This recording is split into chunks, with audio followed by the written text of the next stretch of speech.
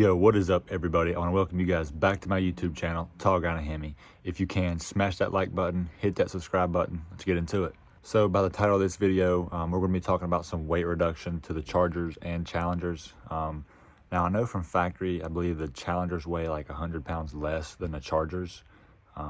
So you have to factor that in as well if you own a Challenger or a Charger. So I have a Dodge Charger, and most of the stuff on this list I've already had done to the car. I want to say you can daily this, but you probably have to be kind of crazy too.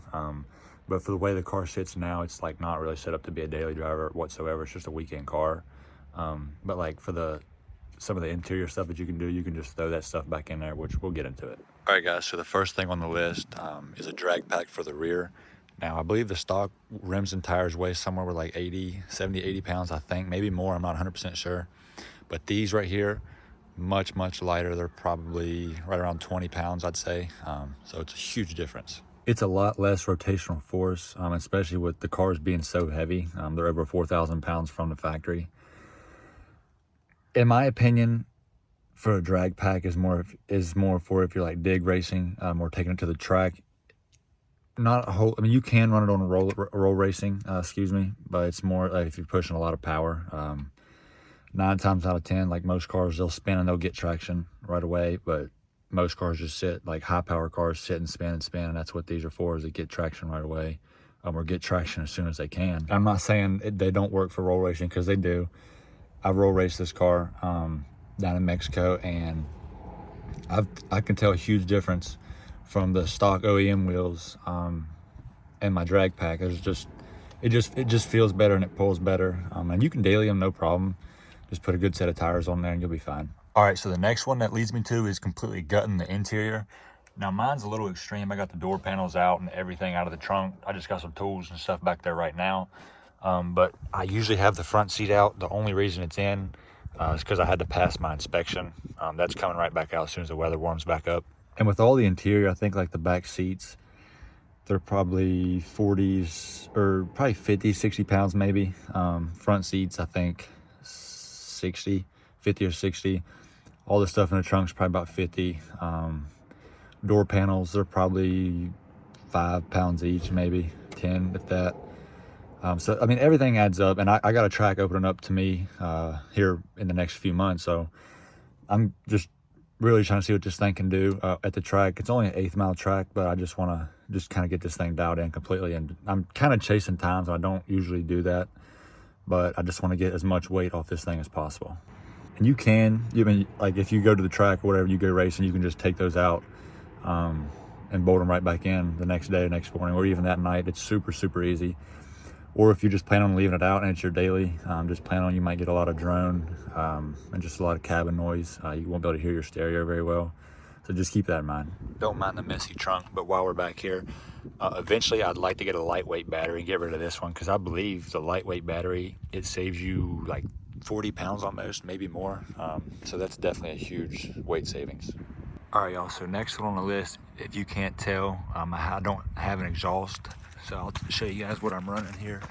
I don't know how well you'll be able to see it, but it's dumped right under the transmission right there. And I don't really recommend that setup for a daily driver. Like I'd mentioned, this car is just a weekend car / Mexico car. And when I cut those off, I mean, it's super loud. And I love it personally. I love the smell of E85 and all that stuff. The cabin, there's a lot of drone, and I really can't hear my music unless it's on 40, like maxed out. But cutting it right after the X-pipe and just all that weight from the exhaust, I think I probably saved, I'd say easily 50 pounds just right there. I'll drop you guys a sound clip as well and let you guys hear what the exhaust sounds like with the dumps. Sounds really good. I love it, and it's just rowdy, man.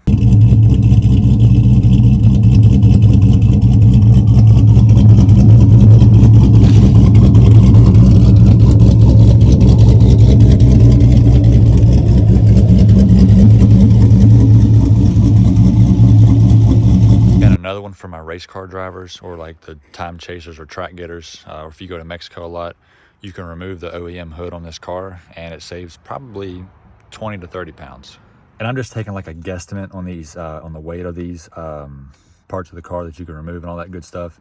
I'm not exactly sure. I haven't had the chance to go around and just weighing all this stuff, just kind of what it feels like lifting it up. But it's easily a good 20 pounds, maybe more, 25, 30 tops. I could be wrong, but I usually have the hood off of this car 24/7, but where it's been raining and snowing and the weather's been really, really cold, I'm just keeping the hood on the car for right now. But once it warms back up, that thing's coming right back off.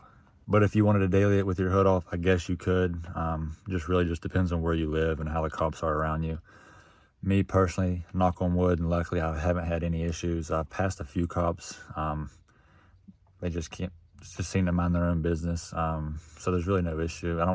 Personally, I don't see an issue with it, because around where I'm at, we have Jeeps that ride around with their doors off, and that's more of like a safety thing than with your hood off, because you could literally fall out of the Jeep going down the road. So I don't know, that's it. All right, so something that I don't have yet, but I do have planned for the near future, is some skinnies for the front.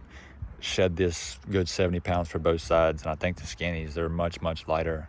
I'm not sure the exact weight, but it'll definitely be a difference. So now we can kind of get into the things that I don't have yet, that I definitely have planned.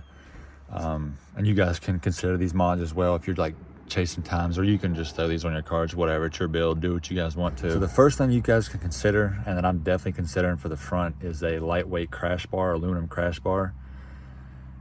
I think you could save probably a good 30, 40 pounds, maybe close to it, something like that.